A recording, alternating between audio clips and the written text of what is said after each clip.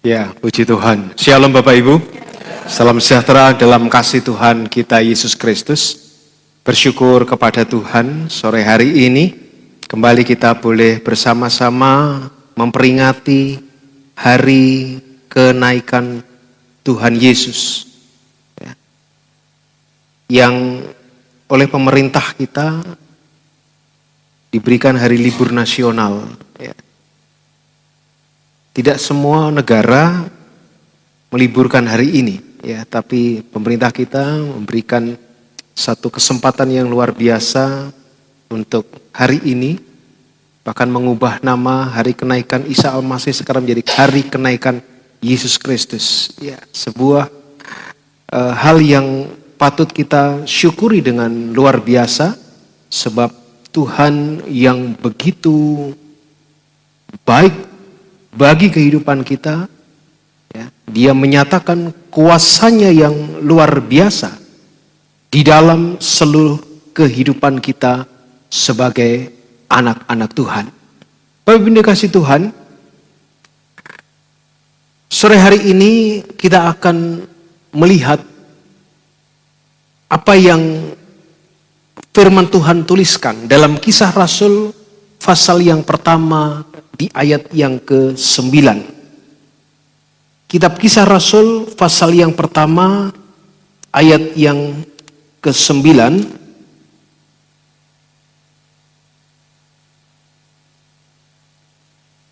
Ayat ini mengatakan demikian.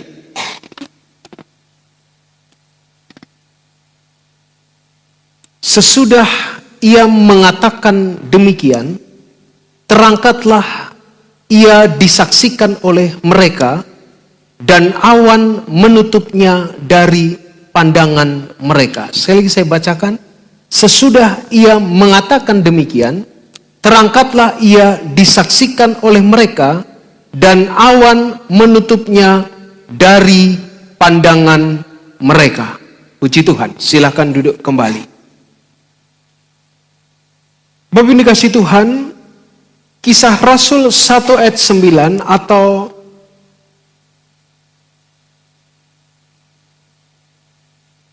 peristiwa kenaikan Yesus adalah sebuah peristiwa yang sangat penting. Peristiwa yang menjadi transisi sejarah kekristenan yang sangat penting. Peristiwa tersebut menjadi sebuah lompatan yang luar biasa, yang semestinya juga kita bersama-sama sambut dengan sukacita. Tidak hanya pada waktu peristiwa Natal, tidak hanya pada waktu peristiwa Paskah saja, baik itu kematian dan kebangkitan Yesus, namun peristiwa kenaikan Yesus ini juga perlu kita rayakan dengan penuh sukacita. Mengapa demikian? Sebab peristiwa ini adalah peristiwa yang sangat penting. Yesus telah menyelesaikan karya keselamatannya dalam dunia. Yesus sudah menyelesaikan tugas yang Bapa berikan baginya dalam dunia. Mulai dia lahir ke dalam dunia, kemudian dia mulai berkarya di dalam dunia ini, bekerja sampai pada puncak tugas yang dia emban, mati di atas kayu salib, menebus dosa saudara dan saya, bangkit pada hari yang ketiga, dan setelah itu dia kembali terangkat ke surga dalam kemuliaan.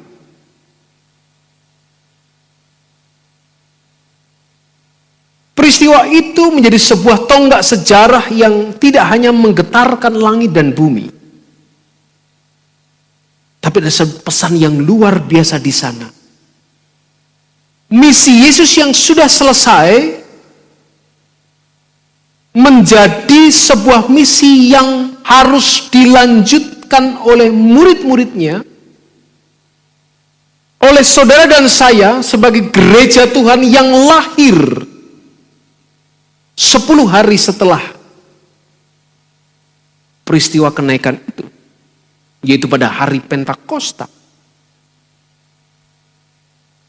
misi Yesus menyelamatkan, misi Yesus dalam dunia, misi Yesus menjadi manusia telah berakhir.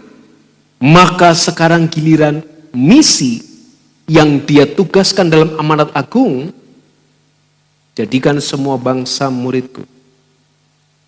Baptislah mereka dalam nama Bapa, Anak, dan Roh Kudus. Menjadi misi gereja, misi saudara dan saya, sampai hari ini. Tugas dari Yesus dilanjutkan. Ketika Yesus naik dalam kemuliaan, ini membawa makna yang luar biasa bagi iman Kristen kita.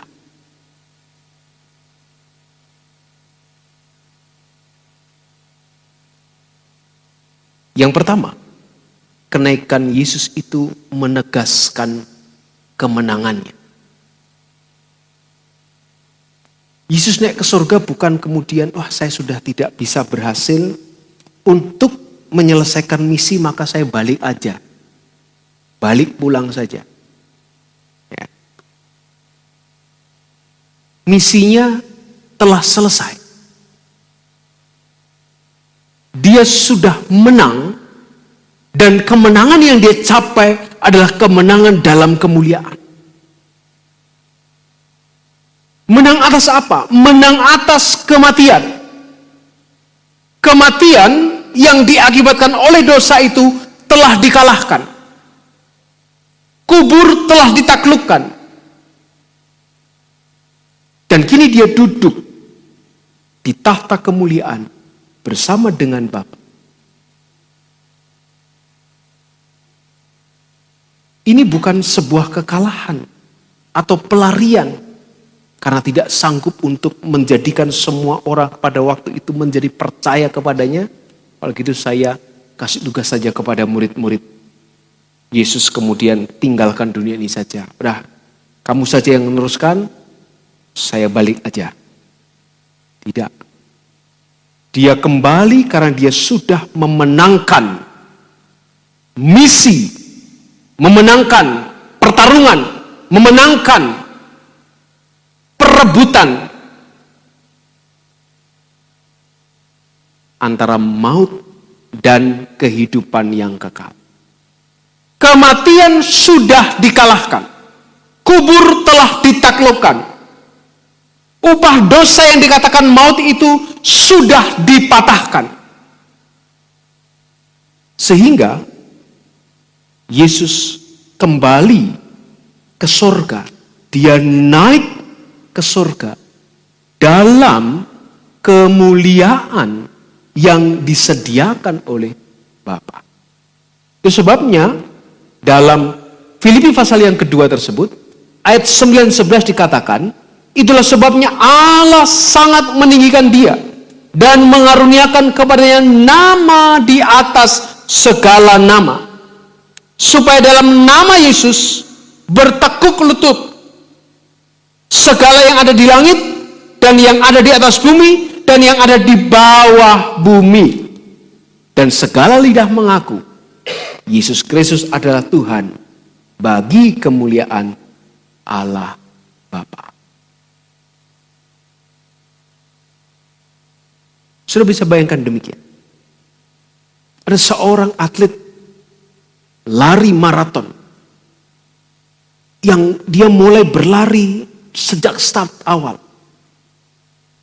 Dan dia harus menyelesaikan sebuah perlombaan yang sangat berat. Karena maraton itu bukan perlombaan adu cepat, tapi ketahanan. Selain kecepatan, juga ketahanan. Ketika dia berlari sedemikian rupa, keringat bercucuran. Bahkan mungkin sempat terjatuh. Karena begitu banyak yang sedang ikut lomba tersebut berdesak-desakan. Ada luka terjadi. Nafas yang hampir putus, terengah-engah. Tapi dia bertahan, tapi dia terus bertahan, dia terus bergerak maju. Tidak mempedulikan rasa sakit yang sedang terjadi, tidak mempedulikan keringat yang terus bercucuran, tidak mempedulikan apa yang sedang dialami. Ketika dia melihat di garis finish, dan ketika dia melihat orang-orang yang ada di sepanjang jalur itu mulai berdiri, bersorak, dan dia menyelesaikan finishnya. Dan dia mulai dikalungi oleh medali kemenangan. Kira-kira seperti itulah gambaran yang bisa kita bayangkan. Pada waktu Yesus menyelesaikan maraton penderitaan dan pengorbanannya di atas kayu salib. Pada waktu dia menyelesaikan seluruh perjuangannya, lahir ke dalam dunia, tumbuh, mulai bekerja, mulai mendapat penolakan, mulai mendapatkan tekanan, mulai mendapatkan tantangan, ditangkap, dianiaya, disiksa, sampai akhirnya masuk ke dalam penyaliban. Maraton penderitaan yang dia alami, pengorbanan yang dia kerjakan, dia selesaikan dengan dia bangkit. Dan kemudian saatnya ini dia terima medali kemenangan. Dia diangkat dalam kemuliaan. Dan disambut sukacita oleh seluruh surga sebagai sang pemenang. Maka dikatakan, itulah sebabnya Allah sangat meninggikan dia. Allah sangat meninggikan Yesus. Dan mengaruniakan kepada Yesus nama di atas segala nama. Supaya dalam nama Yesus bertekuk lutut segala yang ada di langit,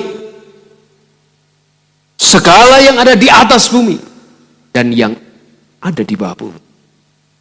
Dan segala lidah mengaku Yesus Kristus adalah Tuhan bagi kemuliaan Allah Bapa.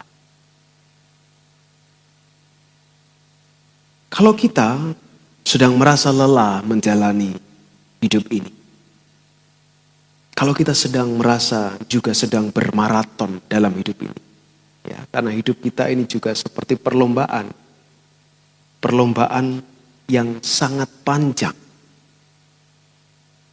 Perlombaan yang harus kita lakukan dengan berbagai macam keadaan yang bisa terjadi dalam kehidupan kita. Kalau kita mulai merasa putus asa, ingat Yesus sudah menang dan di dalam Dia pun kita juga jadi pemenang. Maka jangan menyerah. Sebab akhir dari segala perjuangan kita, seperti yang Yesus sudah dapatkan, kemuliaan. Akhir dari perjuangan kehidupan kita bersama dengan Yesus adalah akhir yang dipenuhi dengan kemuliaan. Kemuliaan sudah menanti kita. Yesus sudah terima kemuliaan pada waktu Dia naik. Disaksikan oleh begitu banyak orang, Yesus naik dan awan menutupnya dari pandangan mereka. Mereka sudah tidak lagi bisa melihat Yesus. Tapi sorga menyambut dalam kemuliaan. Sorak-sorai menyambut pemenang untuk kembali ke tempat di mana dia seharusnya berada. Itu sebabnya peringatan kenaikan Yesus ini jadi sebuah peringatan yang menggembirakan buat kita. Karena rupanya tidak hanya Yesus saja yang menang. Kita juga yang terima anugerah keselamatan dalam Yesus juga dikatakan sebagai pemenang. Sebab ketika Yesus naik ke surga, membuktikan bahwa Maut telah dikalahkan. Kematian telah dikalahkan. Maka seperti yang dia katakan, akulah kebangkitan dan hidup. Akulah kebangkitan dan hidup. Tiap orang yang percaya kepadaku, dia akan tetap hidup. Walaupun sudah mati, dia akan hidup. Kenapa? Karena punya kemenangan yang diberikan oleh Yesus Kristus. Dan ketika dia kembali dalam kemuliaannya, mengukuhkan kemenangan yang dia sudah rebut di atas kayu salib. Untuk terima kemuliaannya kembali yang pernah dia tinggalkan, yang pernah dia lepaskan, yang pernah dia tidak dianggap atau dia tidak anggap sebagai sesuatu yang harus dipertahankan. Dia mengosongkan dirinya, menjadi sama seperti manusia. Mengambil rupa seorang hamba. Tapi karena dia sudah menang, maka dia dipermuliakan kembali. Yesus telah diangkat di dalam kemuliaan. Maka kenaikan Yesus yang kedua menjamin perantaraannya. Yesus naik ke surga bukan selesaikan pekerjaannya dan kemudian tumpang tangan, tapi Yesus lanjutkan pelayanannya sebagai pengantara saudara dan saya. Ibrani pasal yang ke-7.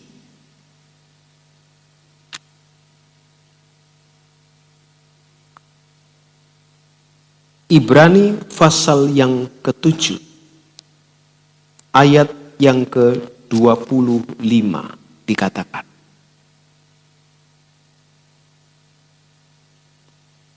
Karena itu, ia sanggup juga menyelamatkan dengan sempurna semua orang yang oleh dia datang kepada Allah.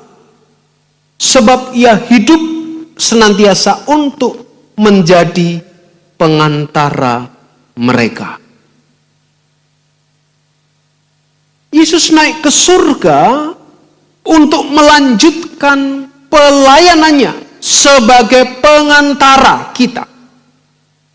Dia nggak hanya menyelamatkan kita, tapi dia terus menopang kita.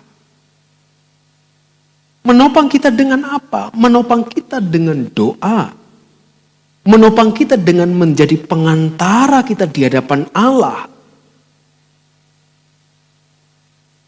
Dia menjadi imam bagi kita di perjanjian baru ini.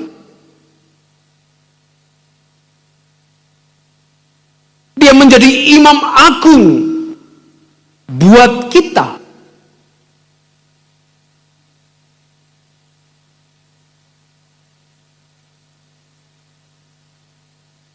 Perhatikan ayat 26. Sebab imam besar yang demikianlah kita perlukan. Imam besar yang sedemikian yang kita perlukan.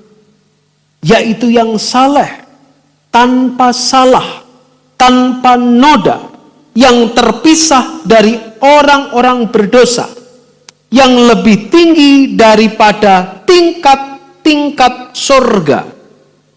Yang tidak seperti imam-imam besar lain yang setiap hari harus mempersembahkan korban untuk dosanya sendiri, dan sesudah itu barulah untuk dosa umatnya. Sebab hal itu telah dilakukannya satu kali untuk selama-lamanya, ketika ia mempersembahkan dirinya sendiri menjadi korban. Sebab hukum telah menetapkan orang-orang yang diliputi kelemahan menjadi imam besar, Tetapi sumpah yang diucapkan kemudian daripada hukum Taurat menetapkan anak yang telah menjadi sempurna sampai selama-lamanya. Ketika Yesus datang ke dalam dunia, menyelesaikan tugasnya di atas kayu salib. Finish, sudah selesai. Dia rebut kemenangan dengan bangkit pada hari yang ketiga. Maka sekarang dia lanjutkan pelayanannya dari surga. Menjadi pengantara buat saudara dan saya. Menjadi imam besar yang saleh. Tanpa salah. Tanpa noda.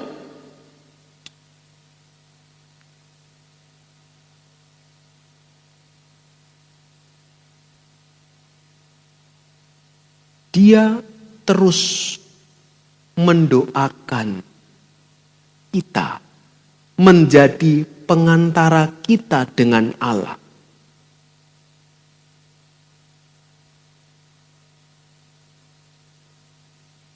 Kalau dalam perjanjian lama, dalam konsep teologi perjanjian lama, umat tidak bisa langsung berhadapan dengan Allah. Ada mediator. Ada pengantara, imam. Tapi imam dalam perjanjian lama, imam yang masih berdosa. Sehingga tiap kali dia mau maju menghadap kepada Allah, dia harus mempersembahkan korban binatang untuk dosanya sendiri. Baru itu dia mempersembahkan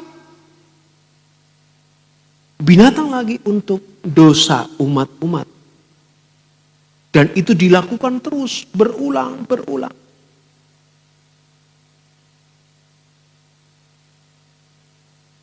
Jika imamnya nggak sungguh-sungguh, imamnya bisa mati ketika masuk ke dalam ruang Maha Kudus.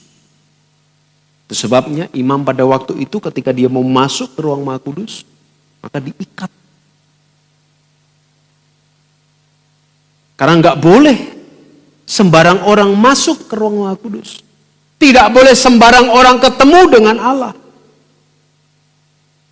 Orang-orang yang dikhususkan saja yang boleh bertemu dengan Allah. Namun kini, kita punya imam besar.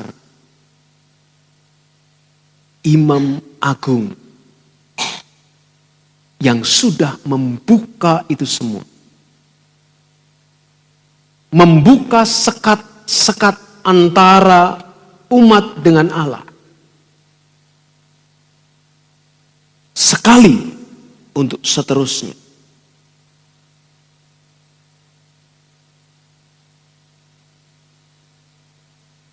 Sehingga setiap manusia sekarang punya akses langsung kepada Allah. Tidak perlu lagi datang kepada imam. Pak Imam. Yang namanya bukan imam. Tapi dipanggilnya Pak Imam. Namanya bukan imam tapi dipanggil imam. Karena dia imam. Imam. Saya berdosa. Ini persembahan untuk menghapus dosa. Doakan saya supaya dosa saya diampuni. Sebelum imam maju. Dia mengaku dosa dulu. Baru kemudian dia bawa persembahan dari umat tersebut. Datang kepada Allah. Allah, ini umatmu mengaku dosa. Ini korban penghapus dosa.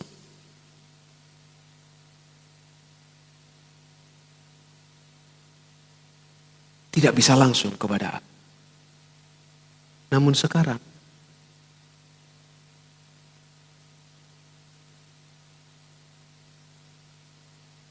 Yesus menjadi akses langsung kepada Bapa di surga.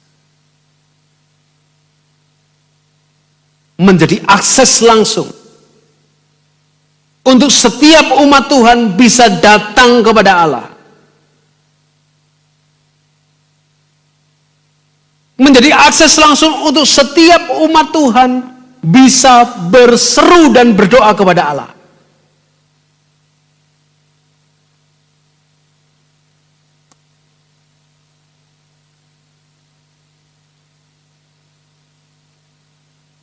Karena Yesus yang langsung sekarang menjadi pengantara kita.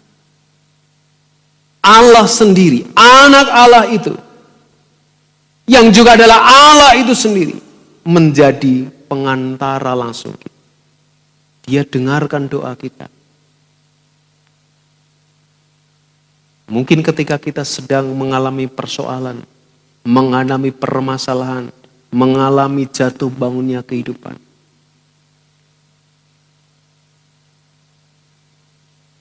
Kita berdoa, Tuhan tolong saya. Tuhan kuatkan saya. Tuhan lepaskan saya dari persoalan ini. Persoalan itu. Masalah ini, masalah itu. Tuhan aku lemah. Tuhan aku gak sanggup lagi.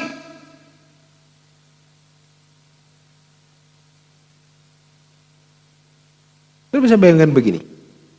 Kalau ada seorang anak mengikuti lomba, kemudian dia merasa nervous, dia merasa tidak sanggup. Aduh, ini terlalu banyak audiens yang menonton. Takut saya. Gemetar, redek.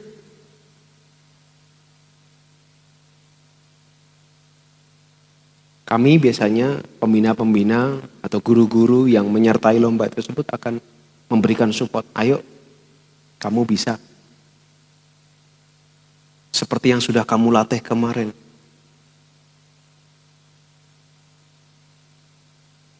Kalau berhadapan dengan orang banyak, gak usah dianggap orang. Biasanya gitu. Bukan berarti yang di sini bukan orang ya. Karena kan saya berhadapan dengan orang banyak. Ini hanya psikologis saja. Supaya enggak gemetar. Enggak ngeredek. Kamu bisa. Selesaikan perlombaan itu sampai selesai.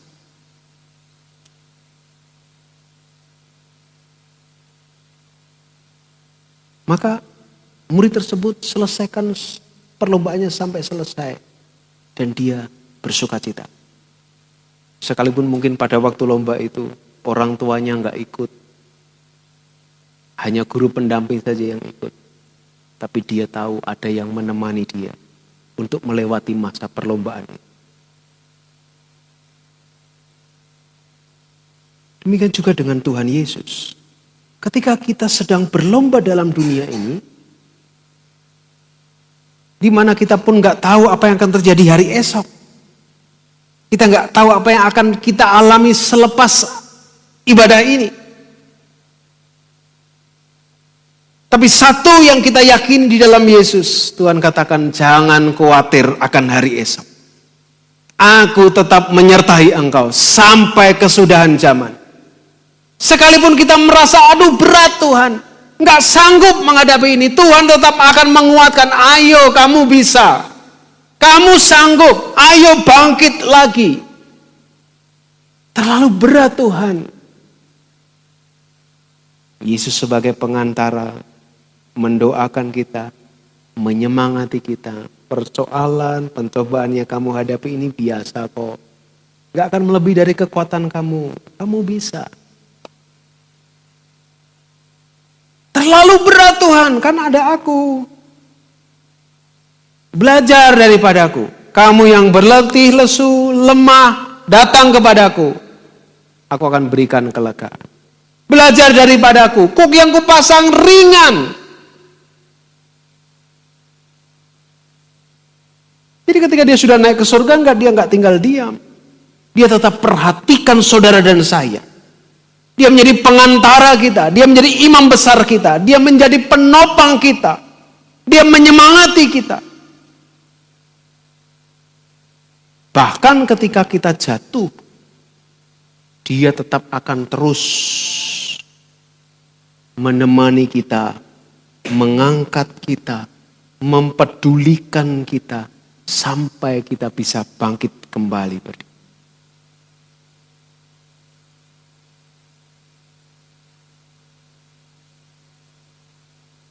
Saat mungkin kita merasa tidak layak, ingat, Yesus telah melayakkan kita. Dia nggak menyerah atas kehidupan kita. Dia selalu siap menolong dan mengangkat kita kembali untuk mencapai garis akhir kemenangan, kemuliaan bersama dengan Dia. Jadi ketika Dia naik dalam kemuliaan, setelah Dia berada dalam kemuliaan di sana, Dia tidak kemudian melupakan kita. Dia tidak meninggalkan kita sendiri. Sebab Dia katakan, aku tidak akan membiarkan engkau piatu. Aku tidak akan membiarkan engkau sendiri. Maka Dia menjanjikan yang namanya Roh Kudus turun untuk menyertai kita. Untuk memberikan kepada kita kuasa untuk mengalahkan dunia ini.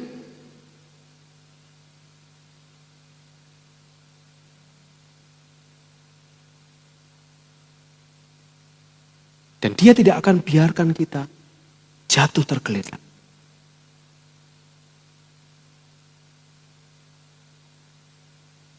Dia akan terus bawa kita kembali dikuatkan, kembali berjalan, bahkan berlari dalam iman menuju ke garis akhir kemenangan yang Dia sediakan.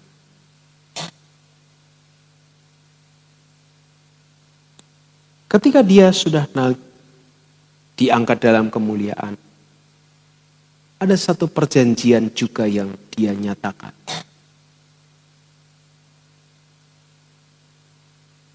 Melalui malaikat Tuhan kepada orang-orang yang saat itu menyaksikan Yesus terangkat ke surga, Dia janjikan kedatangannya kali yang kedua. Ayat 11, Kisah 1 ayat 11. Atau kita baca mulai dari ayat yang ke-10. Ketika mereka sedang menatap ke langit waktu Ia naik, tiba-tiba berdirilah 2 orang berpakaian putih dekat mereka. Dan berkata kepada mereka, hai orang-orang Galilea, mengapa kamu berdiri melihat ke langit? Yesus ini yang terangkat ke surga meninggalkan kamu,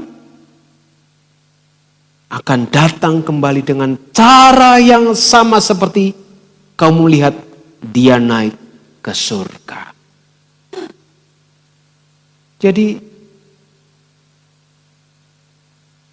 Dia naik bukan untuk tinggalkan kita. Dia naik untuk datang kembali.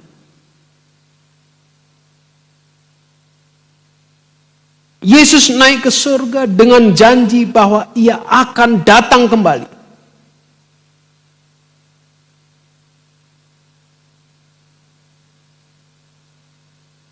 Jadi peristiwa kenaikan ini belum selesai rupanya. Masih ada progres yang akan terus terjadi sampai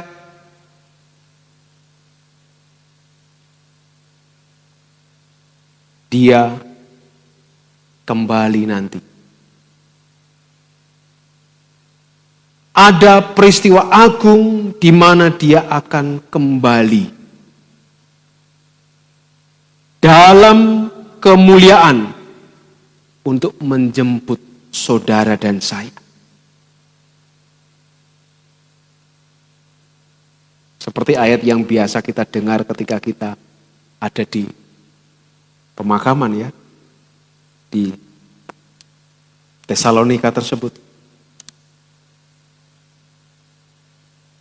1 Tesalonika pasal 4 ayat 13 dan seterusnya. Satu kali Yesus datang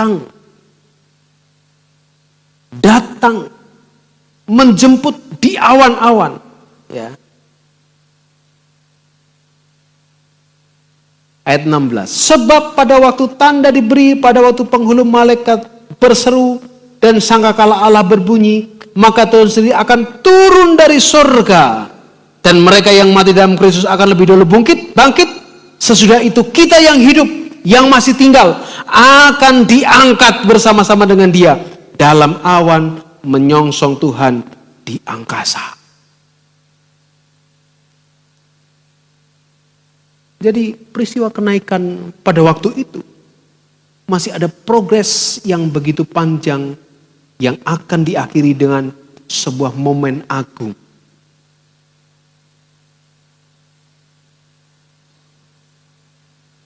Dia datang kembali dalam kemuliaan, menyambut kita semua, menjemput umat-umatnya. Nah, seringkali kita juga dengar kalau ada orang yang dipanggil Tuhan, maka kita katakan rumahnya sudah jadi, rumahnya sudah siap. Ya, sebab dia juga katakan kan dalam Yohanes 14 itu, ya, Yohanes 14 ayat yang 3, apabila aku telah pergi ke situ dan telah menjaga tempat bagimu, aku akan datang kembali dan membawa kamu ke tempatku, supaya di tempat di mana aku berada, kamu pun berada.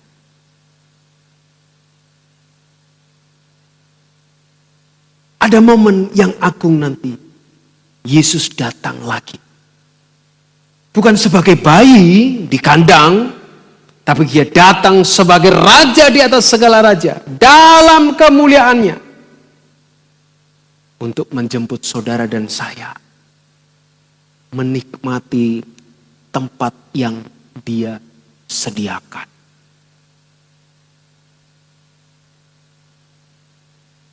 Kalau boleh saya gambarkan, kenaikan Yesus itu seperti seorang ayah yang pergi keluar karena ada tugas pekerjaan. Sebelum dia pergi, dia berkata kepada anak-anaknya, anak-anakku, Papa akan kembali. Dan nanti kalau Papa kembali, kamu tak ajak pergi bersama dengan Papa. Hari pertama, hari kedua, hari ketiga, dan seterusnya. Anak-anak setiap hari memandang keluar pintu, keluar jendela, menanti dengan rindu. Papa kok enggak pulang-pulang? Bukan Bang Toyib ya. Papa kok enggak pulang-pulang? Mereka rindu. Tapi dalam kerinduan itu mereka terus kerjakan bagian mereka. Kerjakan tugas mereka di rumah. Kerjakan bagian mereka sebagai anak.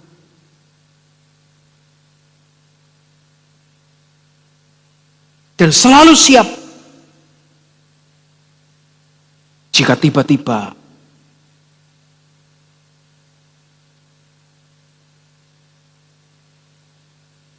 ayahnya pulang. Mereka sudah siap.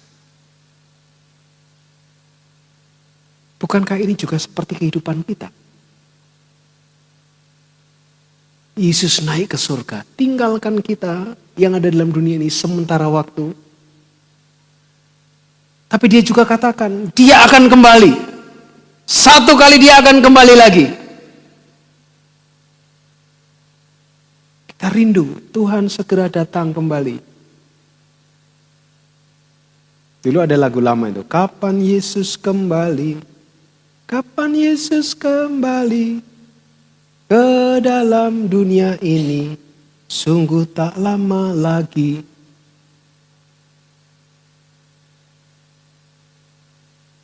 Ada dua kemungkinan Tuhan menjemput kita. Lewat kematian atau lewat diubahkan tubuh kita. Kita yang masih hidup diubahkan seperti 1 Tesalonika pasal 4 tadi. Yang mati dibangkitkan. Yang masih hidup diubahkan. untuk ada bersama-sama dengan Dia selama-lamanya. Jadi ketika Dia naik dengan memberikan janji, meneguhkan dengan perjanjian Dia akan datang kembali, maka seharusnya hidup kita bukan sekedar sabar menunggu, bukan sekedar dengan kerinduan kapan Yesus kembali, tapi benar-benar mempersiapkan diri dengan baik. Karena tidak ada satupun yang tahu waktu, saat Yesus datang menjemput kita. Jadi mari kita tetap terus setia, tetap terus kudus, tetap terus bergairah dalam kehidupan kerohanian kita. Sebab kedatangan Tuhan sudah dekat.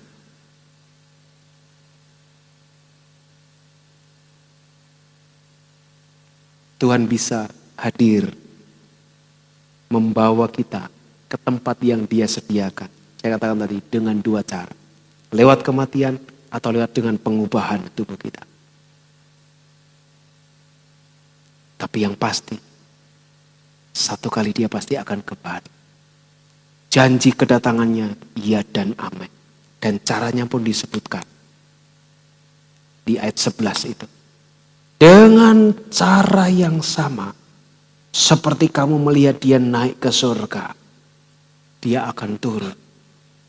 1 Tesalonika 4:16 mengonfirmasi, Dia turun di atas awan-awan. Yang mati bangkit, yang hidup diubahkan, semua menyambut Dia di atas awan. Itu momen agung yang akan terjadi. Jadi Bapak Ibu yang dikasihi Tuhan, Yesus yang telah diangkat di dalam kemuliaan, Dia diangkat dalam kemuliaan sebagai pemenang, menjadi pengantara kita, dan Dia akan datang lagi bukan sebagai bayi, tetapi sebagai raja di atas segala raja. Dia akan kembali dengan kemuliaannya yang luar biasa. Kenaikan Yesus ini bukan hanya sekedar peristiwa historis, bukan hanya sekedar peristiwa sejarah, tapi kenaikannya ke surga menjadi jaminan masa depan kita di dalam Yesus Kristus. Mari kita sebagai anak-anak Tuhan yang percaya kepadanya, menempatkan diri kita, menempatkan kehidupan kita menjadi anak-anak Tuhan yang setia, anak-anak Tuhan yang kudus, anak-anak Tuhan yang terus bersemangat di dalam hal kerohanian. Yesus sudah berikan kepada kita kemenangan di dalamnya. Yesus mau menjadi pengantara bagi kita. Dan mari kita nantikan kedatangan Tuhan dengan penuh kesiapan. Persiapkan diri kita dengan sungguh-sungguh. Sehingga manakala Yesus datang, kita telah siap. Siap menyambut kedatangannya. Dengan cara apapun. Untuk kita menikmati seluruh penggenapan janji yang Dia berikan buat kita. Tuhan memberkati kita semua. Mari kita berdoa.